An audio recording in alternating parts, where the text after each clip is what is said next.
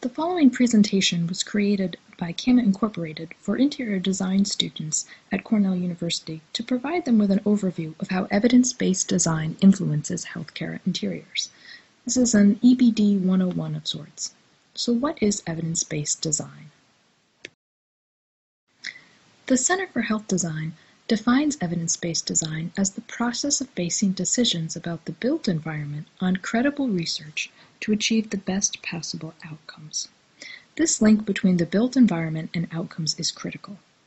Learning to frame conversations about design decisions around outcomes will not only make you a more thoughtful designer, but will also help you sell design concepts to clients.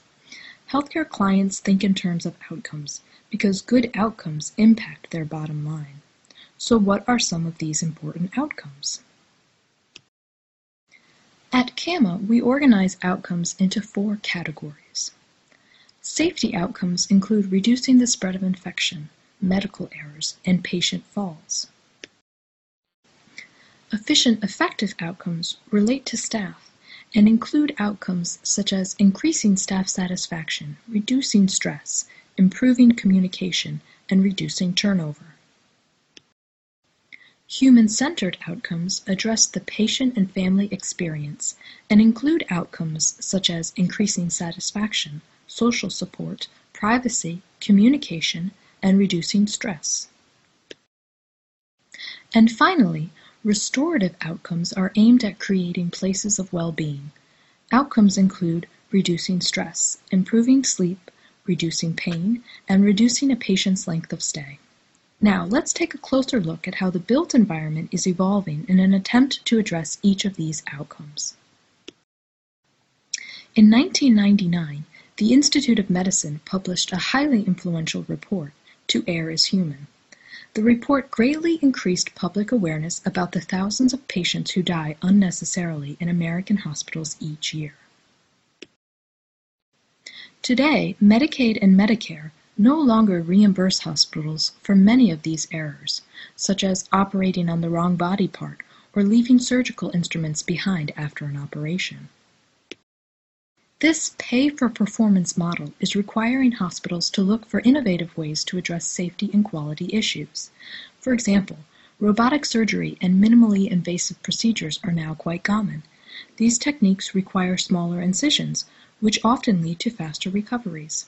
And less time recovering in the hospital decreases the risk of acquiring an infection. Infection control has influenced hospital design in one very significant way. A large, convincing body of research advocates for private rooms rather than multi-bedded wards or even double rooms. Long gone are the Nightingale wards that have influenced hospital design for many years. All new hospitals built in the U.S. now utilize the private patient room. Here is the private patient room for the recently opened University Medical Center of Princeton at Plainsboro. Attempting to reduce medical error, every room is identical in its configuration. This is referred to as like-handed or same-handed patient rooms and is a practice already adopted by many industries where safety is a concern, such as the airline or nuclear power industry.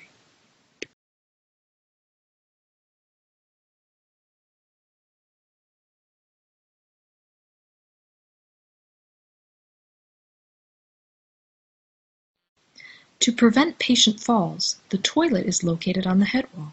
A handrail with a built-in nightlight leads directly from the bed to the toilet.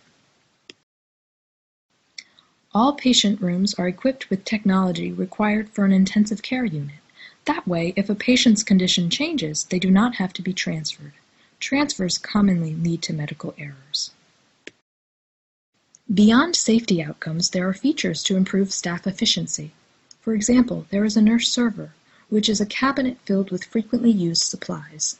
It is stocked from the corridor so not to disturb the patient, but it is also accessed by nurses in the room. There are a variety of amenities to increase patient and family satisfaction, such as overnight sleeping accommodations, Wi-Fi and TV, and lockable storage space. Another important feature is the large window allowing access to daylight and nature views. Princeton tested the patient room design with a foam mock-up This is a great way to let staff interact with the room and determine the best locations for equipment and medical gases. Princeton went one step further and built a functional mock-up room in their existing facility, built exactly to the designer's specifications. Here they were able to refine the design and make changes before the new building underwent construction. The private room offers many benefits beyond controlling the spread of infection. However, the increasing size of the room often creates a larger footprint for the overall building, resulting in longer distances that caregivers must travel. Registered nurses have an annual turnover rate averaging 20%. That's a staggering statistic. Anne Hendrick is a nurse and researcher who conducted a very influential study tracking the movements of nurses throughout their shift. What she found is that they spend very little time at the patient bedside. Most of their time is consumed with documentation and fetching supplies. Designers are trying to reduce walking distances by designing more compact patient units, such as this example from Dublin Methodist Hospital.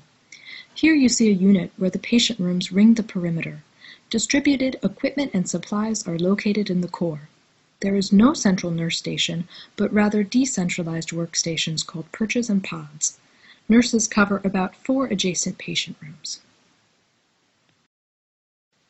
Here is an example of one of those nurse perches.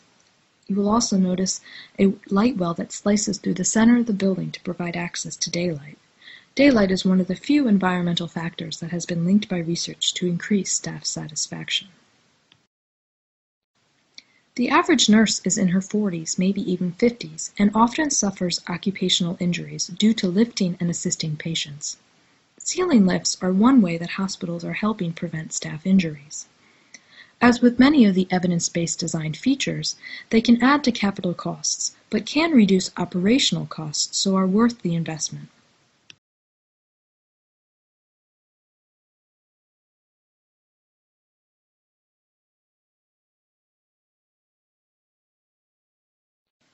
It's very important that staff have access to respite spaces where they can relax and recharge. Ideally, these spaces are filled with daylight and maybe even linked to exterior gardens. In the 60s and 70s, healthcare design was referred to as institutional design. Buildings were designed more for the equipment they needed to accommodate rather than the needs of the patient. That started to change around the 1980s when the organization Planetree began to advocate for a more humane healthcare experience. Here you see a 2-year-old boy receiving one of the first radiation treatments, and the equipment is quite frightening even to an adult. Today, interiors offer many positive distractions to reduce patient stress. This is a great lighting solution by Philips, where a child can select a character and watch an animated story unfold while undergoing a procedure. Not only does this reduce patient stress, it also streamlines the entire process and requires less sedation medication. Here's another great example of a positive distraction, an interesting footwall that acts as a nightlight in a pediatric patient room at El Paso Children's. The patient and family are often thought of as integral members of the care team, and it is important to provide space for them. Here you see a generous amount of space allocated to family and friends in a patient room. Also note the sleep sofa, writing desk, and refrigerator. Artwork and table lamps add to the ambiance and help create a less institutional experience. There is even an operable window. Beyond the patient room, other amenities might include lounges, healing gardens, meditation rooms, laundry facilities, kitchenettes, sibling playrooms, all of these in an effort to improve the experience and increase satisfaction. Patients often spend a lot of time waiting in exam rooms. Studies have shown that patients have a hard time understanding what is happening in the clinical environment, and their perceptions of quality are often based on tangible things like the look and feel of the environment. That makes small touches like artwork an important part of the design. In some instances, an exam room is being replaced with a consult room to improve the patient experience. Especially at cancer hospitals, consult rooms are used to discuss a patient's case and next steps. Furniture layouts in a consult room may be more conducive to the collaborative process.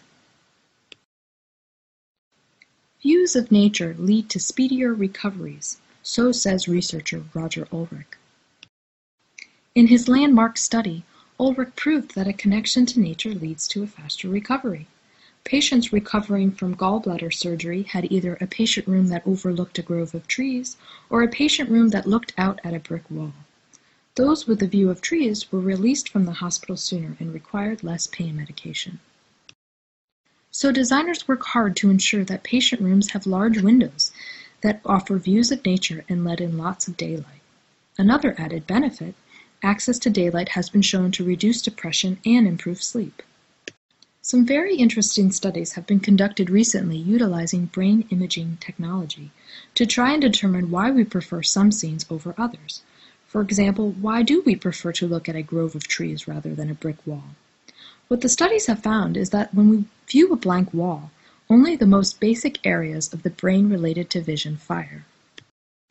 However, when we view a scene rich and highly interpretable, many more areas of the brain are stimulated, even areas attached to memory.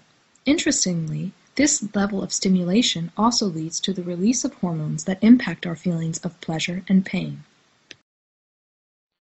Unfortunately, there are too many existing healthcare environments that look similar to this. No daylight or view of nature, clutter, no indication that the family is welcome. It is our hope at Cama that by promoting an evidence-based process and learning more about how our environments help us heal, that we can create places of well-being. So to conclude, I would like to leave you with some helpful resources if you'd like to learn more about evidence-based design. A review of the research literature on evidence-based design is a great primer that goes into detail about the research that supports various outcomes and their associated design interventions. There is also a very handy table that serves as a quick reference, and the bibliography is a great place to start if you ever need to begin researching a particular topic.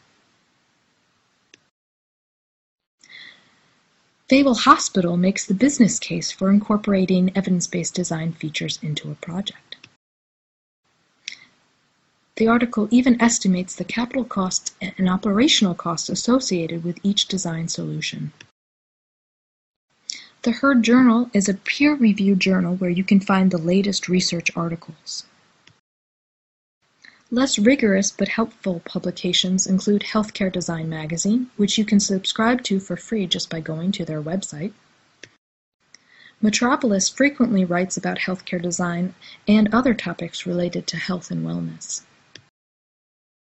And for more information about how to implement the process of evidence-based design, I encourage you to read Rosalind Cama's book.